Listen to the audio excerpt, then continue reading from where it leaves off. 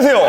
큐티 심성입니다. 오늘부터 여러분과 함께 지구과학 1 수능 대비 수업을 진행하겠고요. 자, 오늘은 첫 단원 행성으로서의 지구, 소중한 지구 대단원 첫 단원인 행성으로 지구를 얘기할 테고요. 오늘 수업하는 내용에서 수능 문제 한 문제가 기출됩니다. 자, 결국은 뭐 여기 단원 오늘 다뤄질 내용들이 자, 1페이지 나와 있는 생명체의 행성, 결국 지구의 생명체가 사는 이유, 뭐 이런 얘기들과 아울러 두 번째 페이지 생명 가능지대, 그 다음에 4페이지 보게 되면 원시 지구의 형성과 진화, 이런 얘기들 하게 될 텐데 여기에서는 반드시 매년 수능 문제가 한 문제씩 기출이 됐었고요. 오늘 얘기할 법은 첫 얘기는 바로 뭐다? 지구에 생명체가 살고 있는데 도대체 지구의 어떤 환경 때문에 생명체가 존재할 수 있느냐라는 얘기를 하게 될 겁니다. 자, 일반적인 뭐 수업에 있어서는 요 부분을 건너뛰는 경우도 많은데 자, 지금부터 떠들 얘기가 지구과학 1 전 교과 과정을 거의 아우른 집약판이라고 봐도 무방할 정도로 많은 얘기를 떠들게 될 겁니다. 한번 보도록 합시다. 자, 일단 생명체가 존재하기 위한 곳은 어디가 돼야 되니? 결국은 우주에 있는 천체라고 얘기를 하면 뭐 있니? 항성, 다른 말로 뭐? 별, 그 다음에 항성 둘레를 공전하는 천체, 행성, 또 행성 둘레를 공전하는 천체인 위성, 그 외에 뭐 소행성, 해성 뭐 이딴 것들이 있는 거다, 그지? 그럼 지금 언급한 천체들 중에서 생명체가 살 수 있는 곳은 어딜까요? 항성인 별의 생명체가 살 수는 없겠지, 그지? 그래서 생명체가 존재할 수 있는 것은 뭐다? 지구처럼 행성이지 않을까라고 예측하고 있는 거고요. 그러면 생명체가 살기 위한 행성의 조건들은 어떤 것들이 있나요? 라는 얘기인데 우리가 가장 잘 알고 있는 행성, 지구라는 행성을 떠올리시면 좀 더 쉽게 생각할 수 있을 겁니다. 자, 생명체가 존재하기 위한 첫 번째 조건. 이게 가장 중요한 얘기다, 그지? 바로 뭐가 필요하다? 물 분자가 필요하다는 얘기야. 물 분자. 게다가 이 물 분자가요, 무슨 상태여야 돼요? 액체 상태로 존재해야만 한다는 얘기. 물 분자 액체 상태. 자, 그러면 우리 뭐 이 정도 상식은 있지 않니, 그지? 물이 액체 상태라고요. 물은 기압에 따라 온도가 다르긴 하겠습니다만은 통상 1기압일 때에는 몇 도와 몇 도 사이? 0도와 100도씨 사이의 온도에서 물이 액체 상태일 거야. 그치? 이건 기본적으로 알고 있을 테고요. 그러면 과연 왜 물이 생명체가 존재하기 반드시 필요한 물질이니? 라는 얘기거든. 자, 요 얘기는 화학에 관한 얘기를 잠깐 건드려줘야 될 텐데 물의 화학적 특성은 일단 뭐 한다? 수소결합하는 분자란 얘기야. 수소결합. 자, 수소결합이라면 화학에서 배웠었지, 그지? 전기음성도가 큰 F나 O나 N이 수소 원자와 공유결합하고 있고요. 그지? 따라서 어떻게? 전기음 차이가 크기 때문에 극성이 큰 분자지, 그지? 그래서 분자와 분자의 강한 인력을 뭐라고 한다? 수소결합이라고 한다. 라고 하는데 화학 따위나 줘버립시다. 우린 뭐만 기억하면 돼? 수소결합? 그래요. 분자 간의 인력이 굉장히 큰 분자구나. 이렇게만 기억하시면 되겠고요. 이 수소결합으로 인해 나타난 현상이 바로 뭐? 분자 간의 인력이 강해. 분자 간의 인력이 끊기가 어려워. 따라서 녹는 점, 끓는 점이 높고요. 여기서 중요한 얘기는 생명체랑 관계된 얘기는 바로 뭐다? 수소결합으로 인해 비열이 크다라는 걸 기억하셔야 됩니다. 비열. 자, 비열의 정의가 뭡니까? 물질 1g의 온도를 1도씨만큼 올리는 데 필요한 열량. 이렇게 되는 거다, 그지? 1g의 온도를 1도씨 올리는 데 필요한 열량. 자, 요 얘기는 뭔 얘기냐면 비열이 크다는 얘기는 1도씨 올리는데 많은 열을 가해야 된다는 얘기고요. 비열이 작다는 얘기는 조금만 열을 가해도 온도가 쉽게 올라간다는 얘기야. 자, 이것도 어려워. 그렇다면 우리 이렇게 기억하자고요. 비열이 크다고요? 쉽게 말해 뭐다? 그래요. 온도 변화가 뭐다? 작다라는 얘기. 당연히 생명체가 살기 위해서는 온도가 급격하게 변하는 것보다는 잘 변하지 않을 때 생명체가 보다 살기 좋은 환경이 될 테니까. 특히나 지구 생명체 같은 경우 하더라도요. 가장 많은 성분이 바로 뭐다? 물 분자. 그래서 사람 몸만 하더라도 많은 물 분자를 갖고 있기 때문에 낮과 밤이 된다 하더라도 체온이 급격하게 변하지 아니한다는 얘기. 자, 두 번째. 물 분자가 가지는 화학적 특성. 물 분자는 뭐다? 극성을 띠고 있는 분자야. 극성을 띠고 있기 때문에 좋은 점이요. 생명체 내에서 어떻더라? 뛰어난 용매로 쓰일 수 있는 거예요. 라는 얘기까지. 뛰어난 용매로 쓰인다는 얘기야. 이게 뭔 말이냐? 다른 여러 가지 물질들 잘 녹일 수 있기 때문에 물질 운반이나 이런 것들에 좋은 역할을 하게 된다. 자, 이래서 물론 뭐 여기서 말하는 생명체라 함이 지구에 있는 생명체와 같은 물질 대사하는 생명체이긴 합니다만은 어쨌든 물 분자가 반드시 액체 상태로 존재해야만 한다는 얘기. 됐습니까? 자, 두 번째. 생명체가 존재하기 위한 행성의 조건. 뭘 가지고 있어야 된다?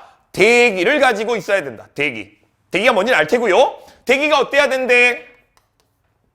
적당한 두께와 아울러 조성을 갖고 있어야 된대. 자, 대기가 있긴 하되 적절히 두꺼워야 되고요. 조성도 유리해야 된다는 얘기인 건데, 자, 지금 여기 나오는 대기의 적절한 두께와 조성이라는 얘기는 바로 생명체가 살기 위해 어떤 부분이 유리하니? 라는 얘기가 될 텐데, 우주로부터 날아 들어오는 유해한 우주선은 뭐 한다? 차단해주는 역할을 한다. 여기서 말하는 우주선이라는 거는 전자기파와 같은 광선 얘기하는 거다, 그지? 대표적인 예로요, 유해한 우주선 뭐 있니? 바로 자외선 같은 것들이 지구에 있는 성층권에 있는 오존층이 차단해줌으로 인해 육상 생물이 출현할 수 있었고요. 지금도 생명체가 안전하게 살 수 있었다는 얘기. 됐나요? 자, 또 아울러 적절한 두께와 조성이 있어 필요한 게 영향을 주는 게 바로 뭐다? 온실효과란 얘기. 온실효과가 뭐예요? 그래, 기본적으로 온실효과는 좋은가 나쁜가? 온실효과는 나쁜 게 아니야, 그지? 온실효과가 과하게 일어나는 지구온난화가 문제가 되는 거지. 그래서 온실효과가 있다라면 뭐가 좋은 거니? 밤이 된다 하더라도 온도가 급격하게 떨어지지 않는 완충 역할을 해준다는 얘기지, 그지? 따라서 온실효과로 인해 적절한 온도가 유지됨으로 인해 생명체가 살기 좋은 환경이 되겠다. 됐습니까? 자, 영향을 주는 건 바로 뭐니? 이 정도는 기억을 합시다. 뭐다? 온실기체라고 얘기를 한다, 그지? 그래서 지구에 있는 대표적인 온실기체가 뭐 있니? 이산화탄소와 수증기가 있겠다. 이 정도는. 결국 이 얘기는 저기 3단원 환경오염 파트에 다시 다루게 되는 내용이죠, 그지? 대기. 세 번째. 행성의 생명체가 살기 위해 뭐가 필요하대? 행성이 자기장을 띠고 있으면 유리하다는 거야. 자기장. 아니나 다를까 지구도 어떠니? 자기장을 띠고 있지, 그지? 이런 얘기. 이렇게 지구가 있고요. 얘가 북극, 얘가 남극이라고 친다라면 지구의 북극은 자석의 무슨 극과 같다? 지구의 북극은 자석의 무슨 극? 정확히 배운 거야. N극이라고 착각한 지구들이 많은데요. S극이고요. 남극이 N극에 해당하는 거지. 왜? 항상 나침반을 들면 나침반 N극이 어딜 향해? 북쪽을 향할 테니까. 됐나요? 자, 그러면 왜 지구가 이렇게 자기장을 띠니? 자기장? 다시 말해. 지구가 커다란 하나의 자석 역할을 한다는 얘기라고. 왜 지구가 자석 역할을 하는 거지? 바로 지구가 자기장을 띠는 걸 설명하는 이론을 뭐라고 하니? 다이나모 이론이라고 얘기를 한다, 그지? 다이나모 이론. 다이나모 이론이 뭐니? 지구 자기장이 발생하는 것보다 바로 외핵의 대류에 의해 일어나는 거야 라는 얘기다, 그지? 자, 외핵 같은 경우 뭘로 이루어졌니? 철과 니켈 같은 금속 원소로 이루어졌고요. 철과 니켈 같은 금속 원소는 상대적으로 자유전자가 많아. 따라서 이러한 금속 원소가 빙글빙글 돈다는 얘기는 전자가 돌아간다는 얘기고요. 전자가 이동해 전하가 운반돼. 전류가 흐르는 꼴이란 얘기라고. 그래서 전류에 의한 자기장 기억납니까? 앙페르 법칙에 의해 자기장이 형성되는 거야. 이렇게 기억하시면 되겠습니다. 됐습니까? 자, 그러면 왜 자기장이 있어야 되는 거야? 라는 건데요. 지구의 자기장이 필요한 이유는 중요합니다. 바로 태양으로부터 날아오는 유해한 이런 표현을 씁니다. 고에너지 입자를 차단해주는 역할을 하는 거야. 자, 조심하셔야 될 게 여기는 뭐니? 우주선을 차단해준다는 얘기고요. 얘는 뭐다? 고에너지 입자를 차단한다는 거 구분하셔야 됩니다. 자, 뒤에 저기 뒷단원에 가면 다시 한번 정리를 하겠습니다만은 태양으로부터 날아오는 태양풍에는요. 전자기파와 대전된 입자가 있다고. 자외선 같은 건 전자기파로서 우주선이라고 표현합니다만은 대전된 입자, 양성자와 전자 같은 것들로요, 겉은도 우주로부터 날아들어오기 때문에 이러한 대전된 입자, 고에너지 입자가 결국은 뭐 대전된 입자를 막아줄 수 있는 거야. 다시 한번. 자, 1페이지 그림 보시면 나와 있지만 지구가 이렇게 있을 때 지구 둘레의 자기장이 무슨 모양으로?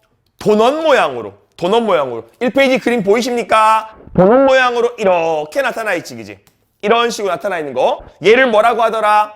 벤 앨런대라고 얘기를 한다고. 벤 앨런대. 자, 지구 둘레 도넛 모양의 자기장 영역. 벤 앨런대. 자, 그러면 태양으로부터 어떻게 해요? 시흥하고 대전된 입자가 이렇게 날아온다고 치자라면 대전 전기 띄고 있는 입자란 얘기겠지, 그지? 근데 우리 물리에서 배웠을 거예요. 전기장과 자기장은 뗄래야 뗄 수가 없는 거야, 그지? 전기장에 의해 자기장이 형성되고 자기장에 의해 전기장이 형성되기 때문에 따라서 대전된 입자가 날아올 때 지구둘레 자기장에 의해 영향을 받아 시흥하고 모여들게 된다고. 주로 어느 지방? 극지방에 이렇게 모여들게 된다고. 대전된 입자들이 그 결과 극지방에서요 쭉 하고 나타나는 현상이 뭡니까? 오로라까지. 다시 한번. 행성의 자기장이 있다라면 뭐가 나타난다? 오로라가 관측될 수 있는 거야까지도 생각하셔야 됩니다. 자, 그래서 뭐 수능 문제가 나온다면 요딴 식으로 나올 거란 말이지. 목성 탐사선이 슝하고 지나가다가 목성을 관측했는데 목성의 극지방에 뭐가 관측됐다? 오로라가 관측됐다 라고 한다라면 이 목성에도 뭐가? 자기장이 형성되어 있는 거야 라고 떠올릴 수 있어야 됩니다. 됐습니까? 자, 또 게다가 여기까지 좀 더 부연 설명을 하자라면 유해한 고에너지 입자를 뭐다? 대부분 차단해 준다는 것까지. 정리가 될까요? 자, 행성의 생명체가 존재하기 위해서는 물이 액체의 상태, 적절한 두께 조성을 대기가 있어야 되겠고요. 또 뭐다? 자기장도 있어야 되겠다. 됐습니까? 다음. 네 번째. 행성의 생명체가 살기 위한 조건. 바로 뭐다? 공전궤도 20률도 영향을 줄 거야. 공전궤도 20률. 자, 공전궤도 20률이라는 건요, 쉬운 얘기다, 그지? 이렇게 태양이 있다라면, 요렇게 공전하는 놈이랑, 태양이 있다라면, 이렇게 공전하는 놈이 있다라면, 누가 20률이 크니? 얘가 20률이 더 큰 거지, 그지? 20률이 큰 게 좋아요? 작은 게 좋아요? 사실, 작은 게 좋다고 생각한 친구들이 많을 텐데, 실제로 적당한 게 좋다, 이렇게 표현할게요. 왜? 결국은, 공전궤도 20률에 의해 결정되는 건 뭐다? 지구의 기후가 달라지는 거거든. 그렇지만 지구 기후에 영향을 주는 건 공전궤도 20률 말고 뭐도 있니? 우리 기후변화 단원에서 다뤘었잖아, 그지? 뭐 있어요? 세차운동, 또 자전축 경사까지.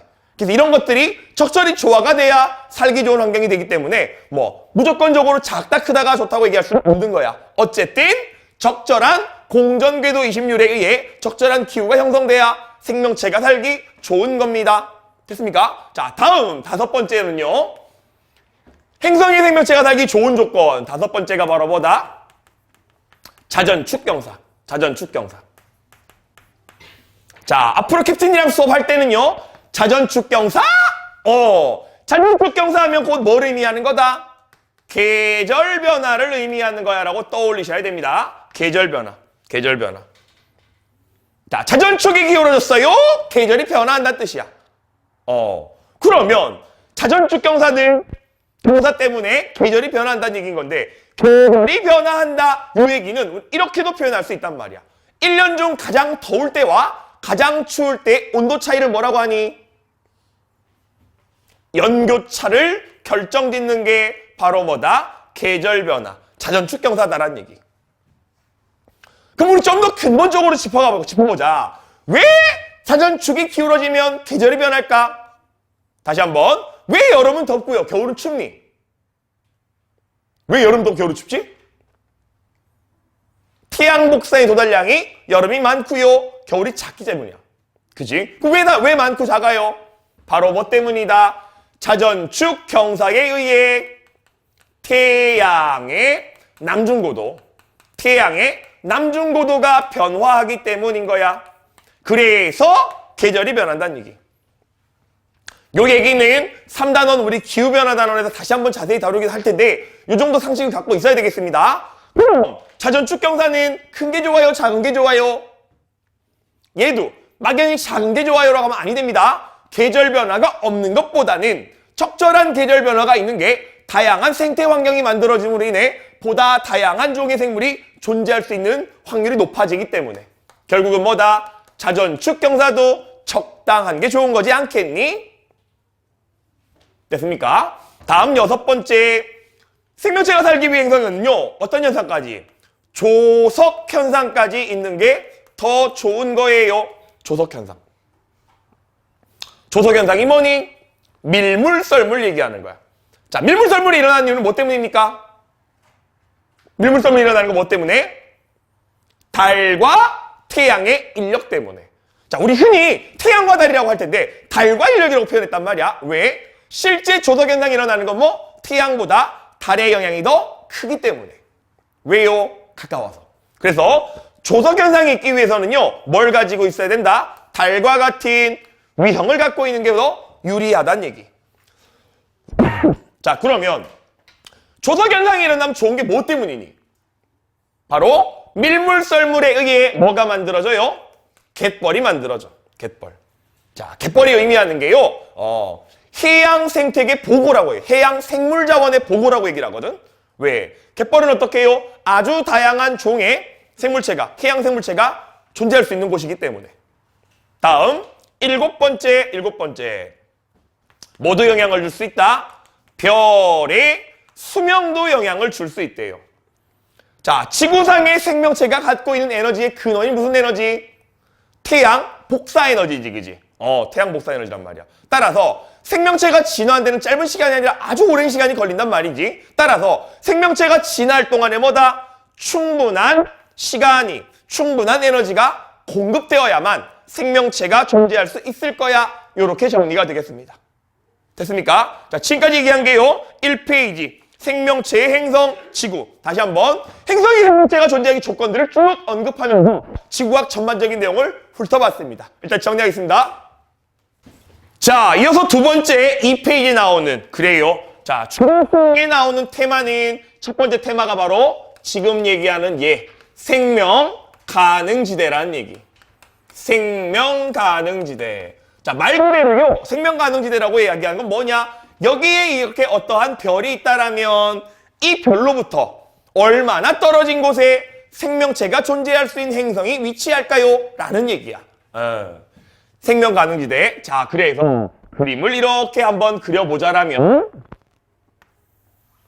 자, X축 값을 뭐라고요?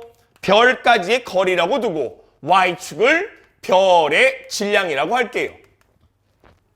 자, 그런데 생명 가능지대가 어떻게 나타나더라? 생명 가능지대가요, 이러한 꼴로 나타나더라는 거야. 자, 일단 생명 가능지대. 자, 생명 가능지대라고 얘기를 하는 거에 있어서 앞서 우리 뭐다? 행성의 생명체가 존재하기 위한 첫째 조건이 뭐였었니? 물. 그냥 물이라고 하면 안 됩니다. 무슨 상태?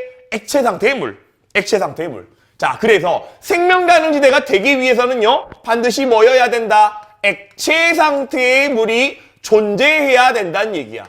자, 그러면 물이 있고 없고를 떠나서 물이 액체 상태로 존재하기 위한 온도가 몇 도였니? 0도와 100도씨 사이였지, 그지? 자, 그러면 보세요. 이렇게 여기가 별이라면 별의 질량이 작고 별의 질량이 크다라고 칩시다. 자, 그러면 그래프를 그냥 분석하는 겁니다. 자, 아주 중요한 기본적인 얘기가, 별의 질량이 클수록, 위로 올라갈수록 칠해진 구역이 바로 뭐에 해당한다? 생명 가능지대에 해당하는 건데, 자, 생명 가능지대의 거리가 어떻게 됐니? 멀어지는 거고요. 생명 가능지대 폭은 어때요? 넓어지는 꼴이야. 이게 기본적인 얘기야. 그지? 그러면 왜 별의 질량이 크고 생명 가능지대 거리가 멀어지고 폭이 커질까요? 라는 얘기를 한번 해봐야 되겠다. 그지? 자, 별 같은 경우는 뭐 한다? 막대한 양의 열과 빛을 방출하는 놈이지, 그지? 어떻게 열을 방출할 수 있니? 바로 별에서는요, 뭐 일어나요? 수소 핵융합 반응이 일어나게 돼. 수소 핵융합. 자, 물론 수소 말고도 뭐 헬륨 핵융합, 탄소 핵융합 같은 것들이 일어날 수 있긴 하겠지만 실제 별의 일생 중에 가장 오랜 단계에 머물러 있는 게 주계열성이라고 배웠었지, 그지? 그래서 주계열성이 바로 뭐 수소 핵융합 반응이 일어나기 때문에. 자, 그러면 수소 핵융합 반응에 의해 뭐다요? 열과 빛을 방출하게 되는 거야. 자, 그러면 수소 핵융합 반응이라는 게 바로 뭔데? 이 정도는 알고 있자. 4개의 수소 원자가 결합해서 뭐가 된다고요? 헬륨 원자가 하나로 4개가 뭐 헬륨 원자가 되면서 막대한 양의 에너지를 방출하게 되는 거야. 게다가 이 땡온 에너지가 우리 뭐다? 물리에서 배웠던 상대성 이론할 때 배웠었지, 그지? 질량 에너지 등가 법칙. 어떻게 해요? 수소 원자 4개가 헬륨 원자 하나로 바뀌면서요, 질량이 조금 줄어든대. 질량이 감소한 거에다가 광속의 제곱만큼 에너지가 발생한다는 얘기. 자, 그래서 봐봐. 결국 별의 질량이 크면 왜 얘가 늘어나느냐라는 얘기인 건데 정리를 한번 해볼게요. 별의 질량이 크다, 수소핵융합이라는 게 이렇다라는 거 정리해 두시고요. 별의 질량이 크다라는 얘기는 그만큼 뭐가 많다는 얘기니? 별을 구성하는 원자가 많다는 얘기겠지, 그지? 따라서 핵융합 반응이 잘 일어나, 잘 안 일어나? 핵융합 반응이 쏴 하고 잘 일어날 거란 말이야. 다시 한번. 별의 질량이 크다는 얘기는 핵융합 반응의 재료가 되는 뭐가 많다? 수소 원자가 많다는 얘기가 되는 거니까. 그지? 그러면 핵융합 반응이 많이 일어난다면 보다 어떻게 되니? 열과 빛을 많이 방출하게 되겠지. 그래서 우리는 이런 표현을 쓰기도 합니다. 별의 밝은 정도, 뭐라고 합니까? 광도가 커지게 될 거야. 또 다르게는요, 여기 나오는 광도라는 걸 뭐라고도 표현하니? 별의 밝기를 우리는 뭘로 표현하죠? 등급이라는 걸로 표현한다, 그지? 등급에는 뭐 있었다? 관측자 눈에 보이는 밝기인 뭐? 겉보기 등급. 또 다른 말로 실시 등급이라고 했었죠? 그 말고 별의 실제 밝기를 뭐라고 했니? 절대 등급이라고 했단 말이야. 그래. 여기 나오는 광도라는 놈이요, 그래요, 절대 등급 개념이다라고 생각을 해두시면 좋겠습니다. 물론 별의 밝기 등급이라는 건요, 숫자가 작을수록 밝은 거니까. 됐습니까? 그래요. 그래서 어떻게 된다? 광도가 크기 때문에 생명 가능 지대에 거리가 멀어지고요, 폭도 넓어지는 꼴이야까지. 됐나요? 어렵지 않아요? 자, 그리고 또 하나 우리는 이렇게 생명 가는 데가 표시가 돼 있다는 얘기는 자 볼게. 만약에 여기에 누가 있다? 태양이라는 별이 있다라고 친다라면, 그래요, 태양이라는 별의 생명 가는 지대는 여기에 누가 있니? 바로 지구가 있겠지. 태양과 지구 사이의 거리를 우리는 뭐라고 한다? 1AU라고 얘기를 합니다. AU가 뭡니까? Astronomical Unit. 우리말로 뭐다? 천문단위. 자, 태양과 지구 사이의 거리를, 태양과 지구 사이의 거리를 1AU로 기준 잡은 천문단위. 됐습니까? 그래서 태양계에 있어서요, 생명 가능 지대는 바로 뭐다? 우리 지구가 되겠고, 지구보다 가까운 게 뭐 있냐? 금성, 먼 게 화성. 그래서 이렇게 표현합니다. 금성과 화성 사이에 뭐가 존재한다? 생명 가능 지대가 위치한다. 이렇게 정리하시면 되겠고요. 또 아울러 그렇다면 금성 같은 경우는 만약에 물이 존재한다라면 물이 어떤 상태겠니? 지구보다 가까워. 지구 무선도가 높아요. 무슨 상태? 기체 상태가 될 테고요. 화성이라면 무슨 상태? 얼음 상태가 되겠죠. 자, 그래서 우리는 이렇게 생각해보자. 생명의 경계선이 있다라면 앞쪽 경계선이 어떤 상태? 기압 상태라면 몇 도씨? 100도씨를 나타내는 선이구나. 경계선이구나. 반면 뒤쪽 경계선 같은 경우는 뭐라고 생각해야 되겠니? 물이 액체 상태로 존재하는 마지노선이 될 테니까 1기압 상태라면 0도씨를 나타내는 경계선이 되겠구나 라고까지도 생각할 수 있어야 됩니다. 됐습니까? 자, 그래서 생명 가능 지대에 결국 뭐다? 별의 질량과 밀접한 관계가 있는 거야. 됐습니까? 자, 그래서 결국 정리를 한번 해보자라면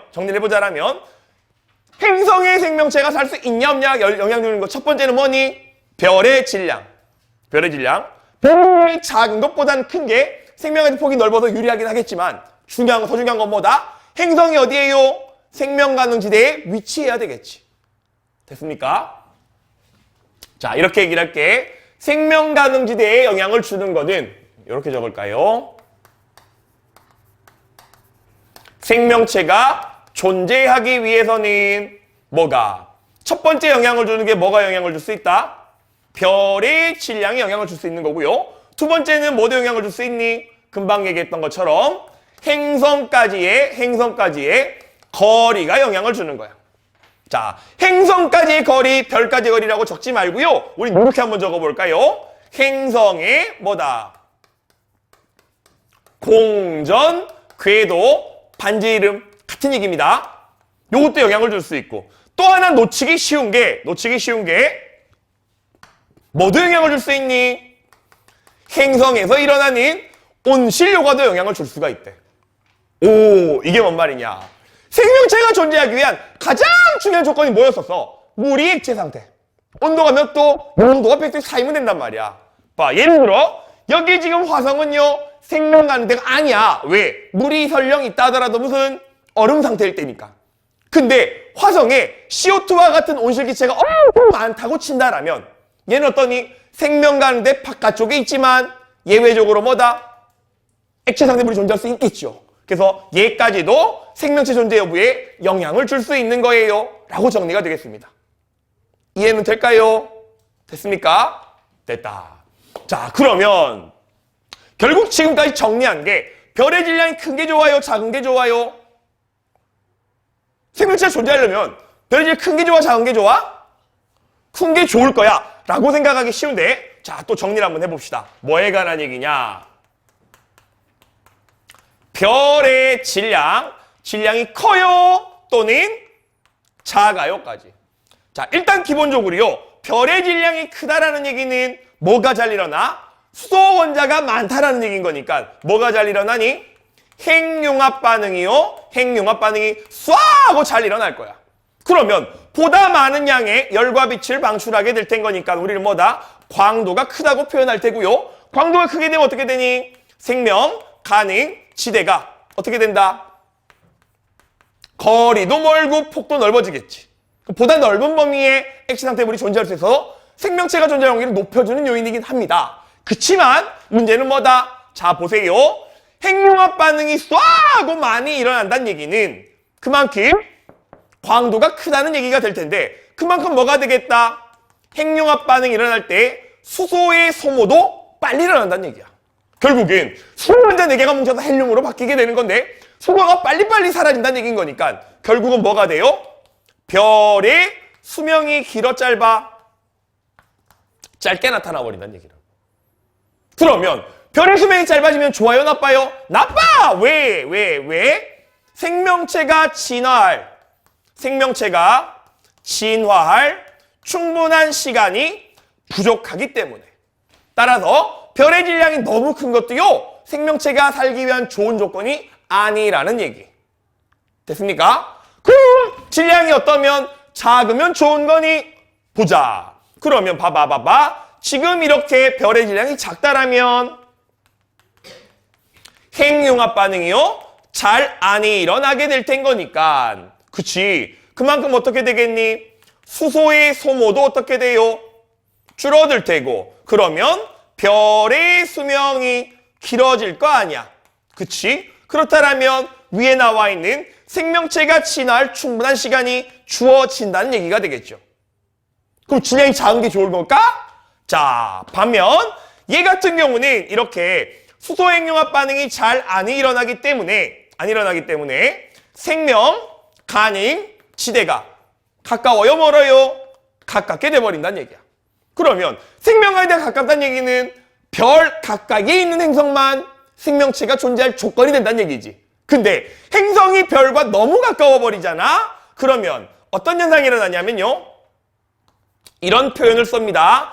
자전 동조 현상이 일어나 버린대. 자전 동조? 자, 요 용어가 좀 낯설다라면 요 얘기는 많이 들어봤을 거예요. 무슨 현상이 일어나니? 행성이 동주기자전 해버린다는 얘기야. 동주기자전이 뭡니까? 자전주기와 공전주기가 일치하는 현상. 동주기자전 뭐 할 때 들어봤니? 달.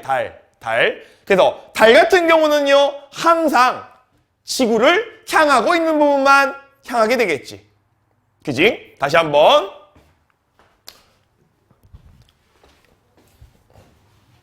캡틴? 짝퉁 캡틴. 진짜 캡틴. 자, 내가 뭐다? 지구고요. 얘가 달이라고 친다라면 달은 동주기자전하기 때문에 짝퉁 캡틴이 계속 진짜 캡틴을 향하고 이렇게 자전과 공존한다는 얘기지. 그지? 반대로 별이고요. 행성이라고 쳤을 때 이렇게 동주기자전한다는 얘기는 뭐다? 별을 향하고 있는 부분은 항상 별을 향하고요. 별을 향하지 않는 부분은 항상 별을 향하지 않게 돼. 그 결과 평생 낮인 곳은 낮이고요. 밤인 곳은 밤이란 말이야. 다시 한번. 동주기자전이 일어난다는 얘기는 뭐다? 낮과 밤에 변화가 있다 없다? 없다라는 얘기가 돼버린다고. 따라서 어떻게 돼요? 생명체가 살기 좋아 나빠? 나쁘다는 얘기. 됐습니까? 그러면 결국 별의 질량 큰 게 좋아요? 작은 게 좋아요? 적당한 게 좋은 거란 얘기야. 됐습니까? 그래서 학자들이 흔히 얘기합니다. 지구에 생명체가 존재하는 걸 확률적으로 계산하면 말도 안 되는 확률이래. 거의 0에 가까운 확률이라는 거야. 이렇게 0에 가까운 확률에 우리가 태어나게 된 거지. 태어날 확률도 어마어마한 거잖아. 그지? 그래요. 그래서 우리는 이 엄청난 확률을 뚫고 존재하는 사람들이니까 보다 지구학 공부에 힘써야 되겠습니다. 그래요. 결론은 열공입니다. 무슨 얘기를 하고 있는지 모르겠어요. 자, 정리하시고요. 3페이지 기출문제 변형 두 문제 도전! 자, 3페이지 기출문제 변형 두 문제 풀어보도록 할게요. 자, 중심별 질량에 따른 나타나 있다, 그지? 아니나 다를까? 별의 질량이 증가할수록 생명가운데가 점점점 멀어지겠고요. 폭도 넓어지게 됨을 확인할 수 있겠습니다. 자, 중심별 질량이 클수록 생명가운데는 멀어질 거야. 중심별의 광도가 어떨수록? 결국 광도라고 얘기를 하는 게 밝은 정도니까 클수록 넓어질 거야. 액체상태물이 존재할 확률이 가장 높은 행성인 당연히 생명가운데에 속하는 B행성이 되겠고요. 행성 ABC의 중심별, 얘가 가지고 있는 별, 얘 별 중에서 누가 가장 기니? 상대적으로 별의 질량이 작아 생명 가능 지대가 가까운 A행성의 중심별이 더 수명이 길겠죠. 됐나요? 자, 이어서 3페이지 두 번째 문제. 자, 뭐가 나오니? 태양과 같은 주계열 단계속계열 나타나 있다, 그지? 자, 20억 년 후 별의 광도는 증가 감소. 잘은 몰라도요, 현재부터 20억 년이 지난 다음에 봤더니 어떤 현상이 일어나더라? 생명 가능 지대가 그래. 다시 한번. 여기가 뭐가 돼? 100도씨 경계선. 1기압 기준에서 0도씨 경계선이라면 100도씨 경계선과 0도씨 경계선이 점점 멀어져 버린 거야. 그렇다는 얘기는 생명가운데가 멀어진 거니까 광도가 증가한 거야. 두 번째, 25년 외계행성에서는 26년 외계행성 어떠니? 100도씨 경계선보다 가까이에 있는 거니까 당연히 무슨 상태? 기체 상태의 물이 존재할 거야. 세 번째, 이별의 질량은 태양보다 크니 작니? 어떻게 알아요? 현재 이별을 봤더니 생명가운데가 어떻습니까? 지구, 태양 사이의 거리 1AU보다 멀리 위치하는 거니까 당연히 어떻게? 태양이란 별보다 더 뜨거운 별이겠구나. 광도가 더 큰 별일 테니까 질량은 태양보다 큰 별이겠네. 네 번째, 시간 지날수록 생명가운데 폭은 어떻게 돼요? 생명가운데 거리가 멀어진 거니까 폭도 넓어진 거야. 정리될까요? 정리하세요. 자, 3페이지까지 문제풀이 했었고요. 우리 4페이지 원시지구의 형성과 진화 들어가기 전에 이런 얘기들 한번 해봅시다. 자, 뭐 시중에 있는 교재들에 잘 언급되지 않은 얘기고요. 캡틴이 꽤나 밀고 있는 얘기긴 한데 태양계. 자, 태양계보다 태양의 진화에 관한 얘기를 한번 해보도록 하자. 이게 뭔 말이지? 라는 얘기인데 이렇게 마찬가지 뭐다? x축값을 뭐라요? 별까지의 거리라고 두고요. 이때가 우리가 뭐라고 하자? 이때가 현재 태양의 위치래. 자, 그랬더니 현재 얼마만큼?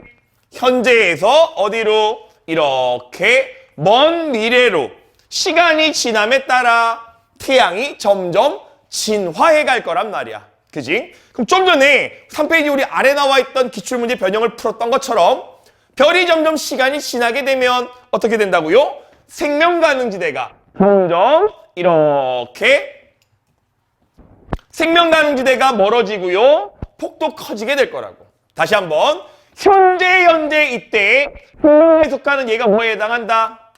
1AU에 해당한다고. 그러면 점점 멀어질수록 생명가능지대는 어떻게 됩니까? 멀어지고요. 폭이 커지는 거야. 됐나요? 그렇다면 우린 이렇게 생각할 수 있겠네. 이렇게 생각할 수 있어요. 뭐다?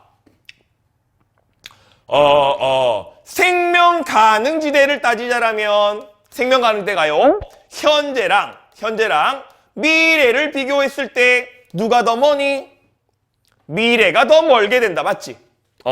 그러면 더 멀단 얘기는 태양의 광도가 현재와 미래 중에 누가 더 크다는 얘기니? 미래가 더 크다는 얘기일 거야. 됐습니까? 자, 근데 캡틴이 얘기하고자 하는 얘기는 요 얘기야. 그렇다면 태양의 질량은 현재랑 미래 중에 누가 클까요? 라는 얘기를 하고 싶은 거야. 태양의 질량 현재가 크니 미래가 크니? 당연히 앞서 우리가 얘기했던 대로 별의 질량이 클수록 핵융합 반응이 잘 일어나기 때문에 광도가 커진다 얘기했었지. 그러면 광도는 누가 커요? 얘가 클 테니까 질량도 누가 크니? 미래가 클 거야 라고 생각하기 쉬운데 오히려 이렇게 나타난다고. 에? 그럼 지금까지 한 이게 뻥이야? 아니야. 자, 뻥이 했던 얘기는요. 서로 다른 별을 비교할 때는 별의 질량이 분명 큰 놈이 밝고요. 생명가능지대가 멀고요. 질량 작은 놈이요. 광도가 작아 생명가능지대가 가깝다는 얘기라고. 근데 이 얘기는 뭔 얘기입니까? 서로 다른 별의 비교가 아니라요. 하나의 별이 뭐에 갈 때? 진화에 갈 때 어떻게 되냐라는 얘기야. 다른 얘기입니다. 달라요. 자, 다시 한번 정리를 할게. 태양의 진화 어떻게? 별의 나이가 많아질수록 어떻게 된다고요? 광도가 커지게 되겠고요. 광도가 커지면 어떻게 되니? 그래요. 생명 가능 지대가 멀어지고 폭이 커질 거라고. 됐습니까? 서로 다른 별을 비교할 때랑 한 별이 진화해 가는 얘기는 좀 다른 얘기라고요. 그래서 아직까지 평가원에서는 이런 얘기를 직접적으로 다룬 적이 없습니다. 자, 오히려 봐봐. 아까 전에 뭐라 그랬었냐? 수소행융합 반응이 뭐였어? 수소 먼저 4개, 헬륨 먼저 하나로 바뀌잖아. 그 과정에서 질량이 늘었냐 줄었냐? 아주 조금 질량이 줄기 때문에 에너지가 늘는 거였잖아. 그치? 시간이 지날수록 태양의 질량은 어떻게 돼? 감소까지 늘어날 리는 없단 말이야. 태양이 핵융합 반응 막 하는 동안에 외부에 수소가 막 공급돼? 말도 안 되는 얘기잖아. 그지? 그래서 오히려 질량이 줄어든다라는 게 맞고요. 그러면 왜 질량이 줄어드는데 광도가 커지나요? 라는 얘기다. 그지? 그래서 실제로 별의 나이가 많아질수록 광도가 커지는 이유는 별이 뭐하기 때문이니? 팽창에 의해서라고. 별의 팽창. 우리 1학년 때 배우지 않았니? 태양과 같은 질량을 가진 별은요, 현재가 주계열성이라면 시간이 지나면 뭘로 진화하니? 적색 거성으로 진화하죠. 적색 거성. 그래서 광도가 커지는 거라고.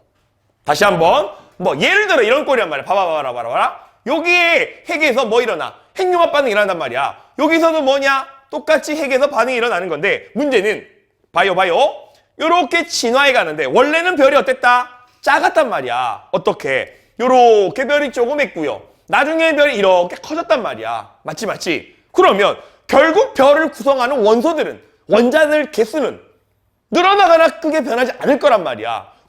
별을 구성하는 입자들이요, 이렇게 모여져 있는 거고, 밀집해 있는 거고, 얘는 어떠니? 같은 양의 원소들이, 원자들이 이렇게 웅성하게 있다 보니까 결국 핵융합 반응이라는 건 어디다? 중심부 핵인 건데, 만들어진 핵에서 에너지가 밖으로 복사 형태로 빠져나오는 게 누가 더 잘 빠져나오겠니? 얘가 더 잘 빠져나온다고. 다시. 아주 조그만 불빛이 있어. 근데 똑같은 공기 중에는 얘가 밝은 게 보이겠지, 그지? 근데 똑같은 전등을 조그맣게 켜놨는데 안개가 펴다라면 이 밝은 게 잘 보이는 거예요. 안 보인다는 얘기라고. 그래서 상대적으로 얘가 광도가 더 커서 생명과에 더 멀어지는 꼴이죠. 결국 질량이 늘어났기 때문이 아니라는 거. 조심하도록 합시다. 정리할게요. 자, 이어서 우리는 캡틴 교재 4페이지 원시지구 형성 과정에 대해서 한번 알아보도록 할게요.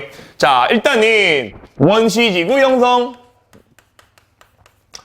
태초의 지구가 어떠한 과정을 통해 만들어졌는지를 확인을 해보도록 할게요. 자, 지구가 만들어지기 이전에 태양이 먼저 만들어졌어야 되겠고, 그지? 태양계 만드는 과정을 한마디로 뭐라고 얘기했었니? 성운설이라고 얘기했었거든, 그지? 성운.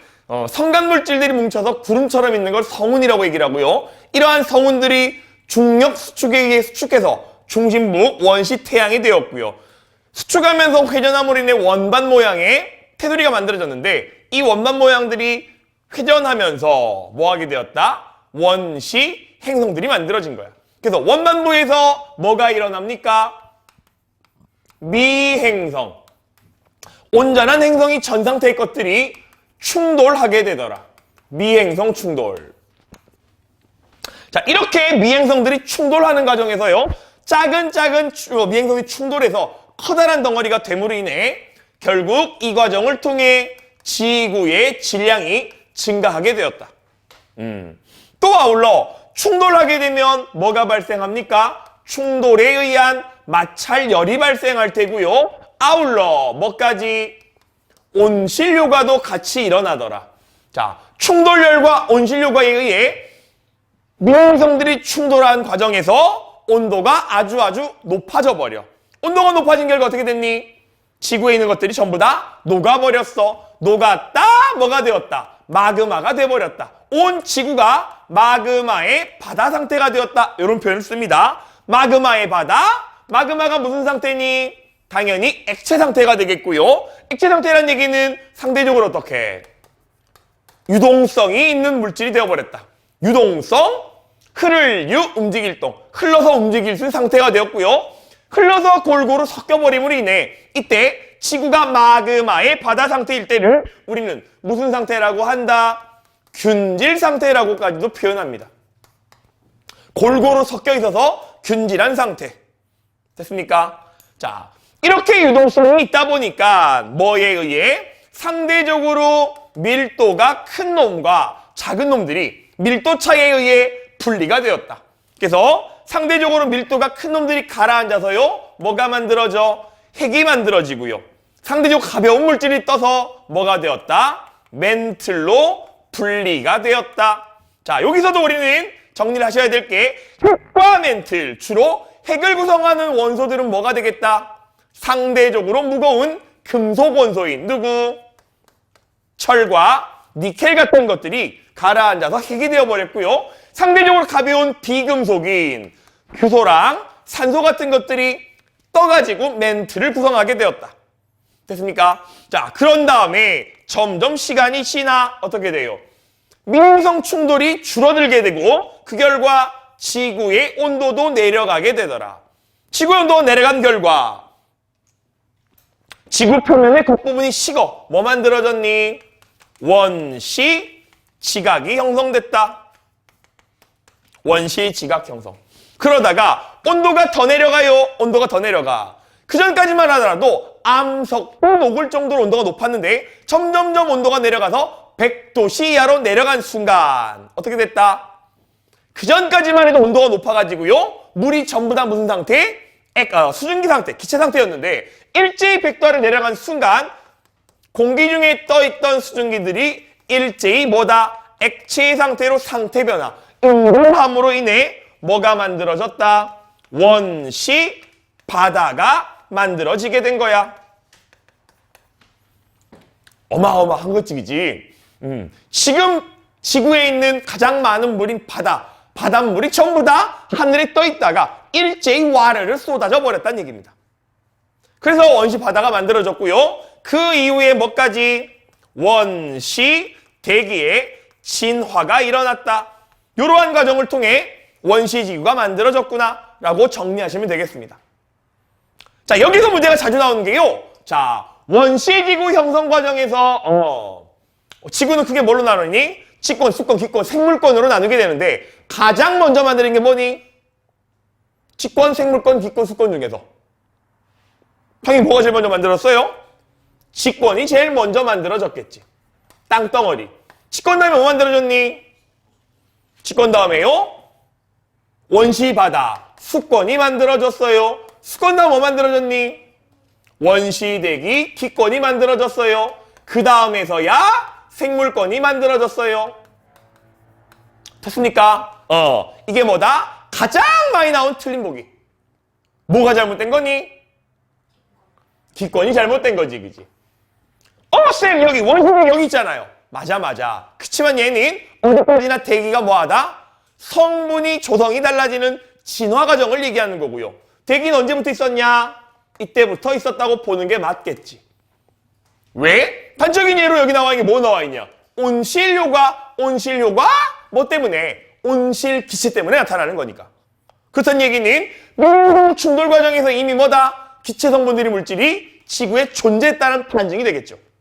됐습니까? 그래서 지권과 기권이 거의 동시에 만들어졌고요. 그 이후에 수권과 생물권 순으로 만들었다. 이렇게 정리하시는 게 맞는 얘기일 겁니다. 됐나요? 자, 그래서 키튼 교재에 보면 워낙에 친구들이 많이 실수를 해서요. 아예 원시대기 형성 시작이라고 중간에 끼워놨지, 그지? 됐습니까? 오케이. 자, 그 다음에 또 굉장히 중요하게 다뤄지는 테마 중에 하나가요. 바로 뭐다? 원시대기의 진화에 관한 얘기. 원시대기의 진화. 자, 원시대기의 진화는 이렇게 봅시다. 원시 지구에서 가장 많았던 기체 성분인 누구다? 이산화탄소였대. 그 다음에 커진 변화가 없는 게 누구다? 질소였대요. 게다가 원래는 없었는데 이렇게 나타난 게 누구다? 산소래. 산소.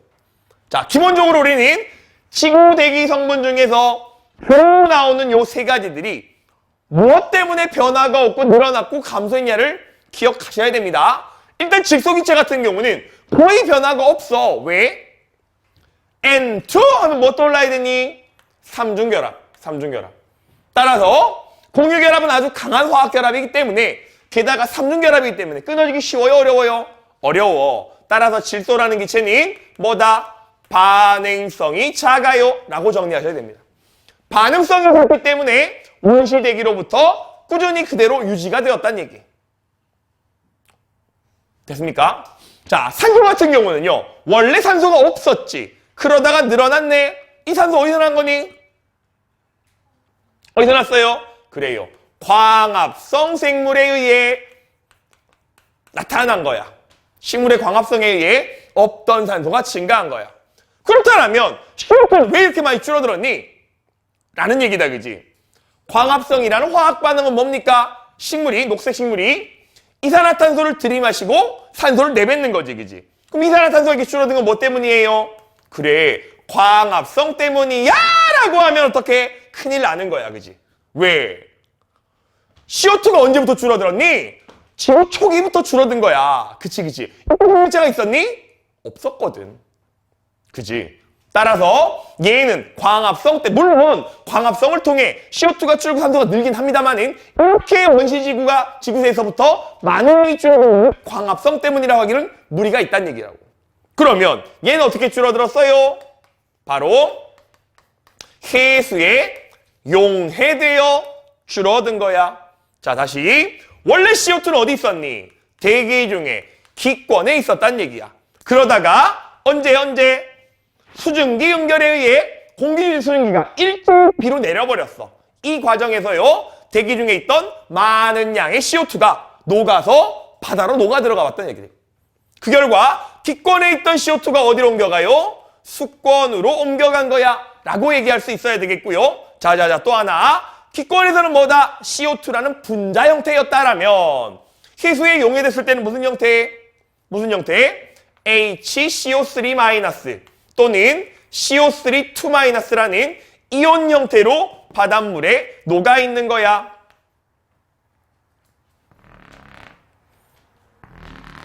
자, 그런 다음에 해수에 용해놓은 게 끝이 아닙니다. 끝이 아니고요. 해수에 녹아있던 이산화탄소 성분들이 어떻게 되었다? 침전되게 된 거야. 침전이라는 건요, 앙금생성 반응처럼 가라앉았다는 얘기라고. 그러면 이때는 무슨 형태니? 바로 우린 이렇게 표현합니다. 탄산염 형태 또는 뭐라고 하니? 석회암. 굳이 화학식으로 써보자라면 CaCO3, 탄산칼슘 이러한 형태로 가라앉게 되었어. 다시 말해 기권에 있던 CO2가 수권으로 옮겨간 다음에 침전에 의해 어디로 가니? 직권으로 저장이 된 거야. 이렇게 정리하시면 되겠습니다. 그래서 우리 아마 다음 시간에 다루게 될 텐데 탄소라는 원소의 순환에 있어 현재 지구상에 탄소가 가장 많은 곳이 어디다? 직권이다까지 정리가 됩니다. 됐나요? 자, 또 아울러. 자, 요런 얘기가 가끔 나옵니다. 보세요.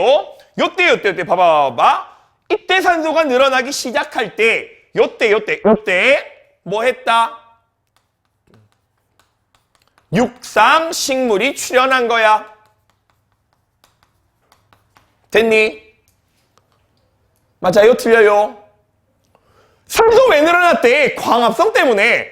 산소가 늘어나기 때문에 육상식물이 출현한 거 아니야? 맞아, 틀려? 맞다. 틀리다. 니랑 안 놀아. 죽어도 손 안 들 거야. 맞아, 틀려요? 자, 식물이 출현했다는 얘기는 맞는 거예요. 왜? 광합성을 해야 되니까. 그치만 뭐가 잘못된 거니? 육상식물이 아니라 수중식물이 출현한 거라고. 왜? 자. 태초의 생명체가 육지가 아니라 바다에서 생긴 이유가 뭐 때문입니까? 뭐 때문이에요? 강한 자외선을 견디지 못했기 때문이라고. 그래. 그래서 봐봐. 산소가 일정량 늘어난 다음에서야 뭐가 만들어졌니? 오존층이 형성되어서 뭐하게 되었다? 육상생물이 출현할 수 있게 된 거라고. 그러면 육상생물 출현하는 건 언제예요? 산소량이 꽤나 늘어난 여기쯤, 대충 여기쯤이 뭐다? 육상생물이 출현하게 된 거야 까지도 정리가 되셔야 되겠습니다. 됐습니까? 일정량의 산소가 늘어나서야 오존층이 만들어진 다음에서야 육상생물을 구경할 수 있었다. 자, 지금까지 정리한 게 4페이지 원시지구 형성과 진화에 관한 얘기. 정리가 된 친구들은요 5페이지 기출문제 변형 도전! 자, 5페이지 나와 있는 기출문제 변형 풀어보도록 하겠습니다. 자, A 시기의 직권의 층상 구조가 현재와 같아졌니? 아니. A 시기라기보다는 뭐라고요? C 시기라고 보는 게 맞지 않겠니? 두 번째, 지표연도 당연히 누가 높아요? 당연히 원시지구. 당연히 B가 더 높게 될 거야. 자, D 시기에 대기 중의 농도 증가하였다. 오히려 증가가 아니라 뭐였다고 봐야 되니? 감소하였다라고 봐야 되겠죠. 왜? 원시 대기에 가장 많던 CO2가 왜 줄어들었니? 해수에 용해되었기 때문에. 됐습니까? 자, 지구 중의 밀도가 가장 작은 시기는 언제 전이다? 밀도가 가장 작은 건 A예요? B예요? 사실 좀 애매한 부분이긴 하다, 그지? 근데 캡틴은 A라고 얘기를 할게. 자, 이유는 뭐 때문인 거냐 하면 내가 만든 문제다 보니까 조금 애매한 경우가 있는데 밀도 차이에 의해 핵과 멘틀이 분리가 되었지, 그지? 언제부터? 지구 직권이 유동성을 갖게 된 이후부터. 유동성 언제 갖게 되었냐? 마그마가 바다 됐을 때. 마그마 바다가 됐을 때. 결국은 마그마 바다 된가 아울러 뭐다? 유동성에 의해 무거운 게 가라앉기 시작했을 테니까 오히려 그 전이 밀도가 더 작은 게 아니겠니? 라는 게 캡틴 생각입니다. 충분히 의도는 알아듣겠죠? 자, 또 여기에서 문제가 많이 나올 때 뭐 어떤 식의 문제가 나오는 거냐 하면 뭐 예를 들어 문제 만들어 볼게요. 다음 나오는 것들의 밀도를 비교하시오. 뭐 이렇게 문제가 나올 텐데 예를 들어서 가 같은 경우는 뭐라고 하자. A시기일 때 지구 전체의 평균 밀도 이걸 가라고 하겠고요. 나 같은 경우는 C시기일 때 뭐라고 하자. 지구의 핵의 밀도. 다 같은 경우는 C시기에 지구에 있는 뭐다? 지각의 밀도. 이렇게 한번 적어볼게요. 자, 그렇다면 가나다 중에 밀도가 가장 큰 게 누구니? 흔히 나오는 문제 유형. 누가 될까요? 당연히 밀도가 가장 큰 건 누구가 되겠다? 핵이 되겠지. 그러면 나가 제일 클 거야. 그 다음에 가랑 다가 문제인데요. 답은 어떻게 된다? 나, 가, 다 순이 될 거야. 왜? 여기 나와 있는 지구 전체의 평균적인 밀도라고 하는 것은 밀도가 큰 핵을 구성하던 물질과 지각을 구성하는 가벼운 물질들을 평균된 값일 테니까 얘랑 사이가 되지 않겠니? 그래서 나가다 순이 될 거예요. 라고도 정리할 수 있겠습니다. 됐습니까? 자, 5페이지 두 번째 문제. 자, 온실효과는 언제가 더 크겠니? 당연히 온실효과는 누구 때문에 일어나? 주로 온실기체인 CO2 때문에 일어날 텐 거니까 CO2 분압이 높은 40억 년 전이 더 클 거예요. 두 번째, 원시대기 중 이산화가 지켜주기 원인은 이산화가 왜 녹았니? 해수에 용해되어. 자, 정확하게 얘기하자면요. 10년 되어 직권으로 옮겨간 거지만 문제에서 문제는 직접적인 원인이기 때문에 이라고 하는 게 맞을 거예요. 됐습니까? 세 번째, 20년 전 대기 중에 산소가 처음 나타난 거는 뭐 때문이다? 육상식물이 아니라고 얘기했었죠. 됐습니까? 네 번째, A와 B의 직권기권 상호작용, B, 직권기권 상호작용에 의해 조금 일정하니? 아니에요. 그냥 얘는 뭐다? 상호작용이 거의 일어나지 않은 겁니다. 됐습니까? 자, 다섯 번째 문제 이런 것도 묻기도 합니다. 이런 걸 묻기도 하는데, 자, 결국은 지구과학 수능 문제가 난이도가 어려워진다라면 자료 해석, 주어진 자료, 단위, 이딴 것들을 정확하게 분석할 수 있냐라고 묻는 건데 이렇게 묻기도 한데 CO2의 감률은 대체적으로 일정하였다. OX.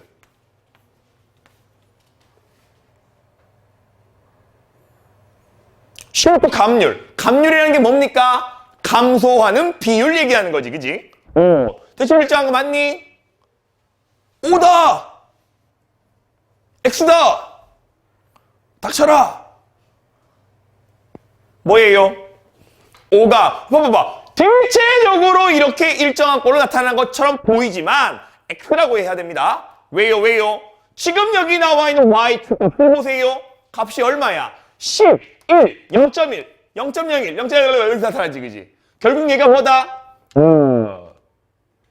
10의 1승, 10의 0승, 10의 마이너스 1, 10의 마이너스 2, 10의 마이너스 3. 그래서 이런 값을 우리가 대학 들어가게 되면 이렇게 배우기도 합니다. 로그 스케일이라고 얘기를 한다고. 결국엔 지수 단위로 나타낸 거기 때문에 당연히 어떻게 되니?